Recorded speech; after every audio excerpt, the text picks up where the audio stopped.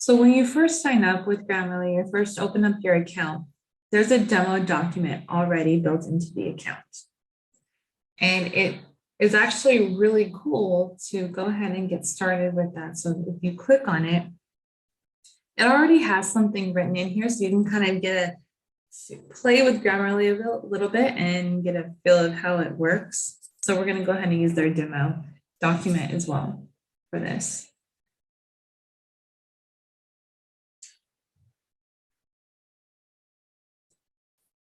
Overall, they'll give you a score at the top right-hand corner, and this score is what they've come up with given all of your grammatical errors within your document. Okay, so of course you want that score to be as close to 100 as possible. 100 would be like a perfect paper. So this paper, of course, has a 67, which means there's probably a lot of errors. This column right here, this is Grammarly trying to help you with all the errors that they detected. So normally what you're going to do is just go through each one.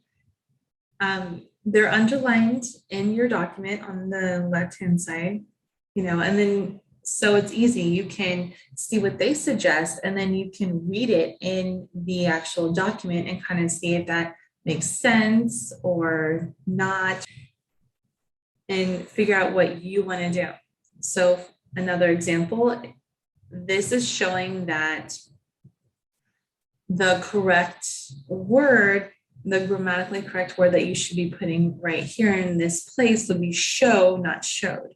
So it gives you an explanation for why that is grammatically correct.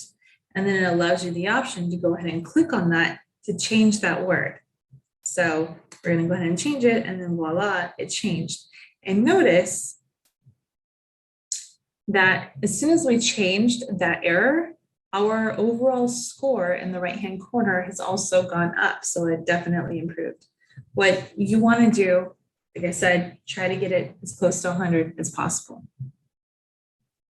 Also, Grammarly is going to detect errors based on correctness, clarity, engagement, delivery, and style guide, right? Over in the far right-hand corner where my cursor is, these are all the different suggestions. These are all the different ways in which they corrected the grammar in the document. Now, they color-coded it as well. So if you've noticed, anything that's red, and it is also underlined in red in your document. And those are for correctness. Now they're saying that there are 7 alerts, so there must be 7 things that are not correct within this document.